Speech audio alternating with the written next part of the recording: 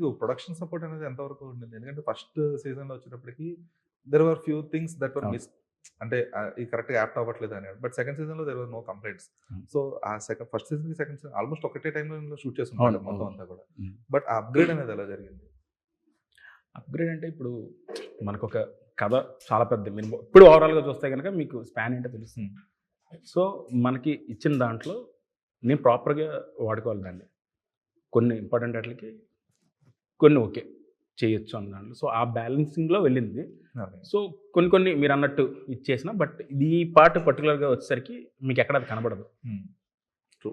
So, ఆ విధంగా నేను ఓకే. సెట్ చేయి అండ్ ప్రొడక్షన్ మంచి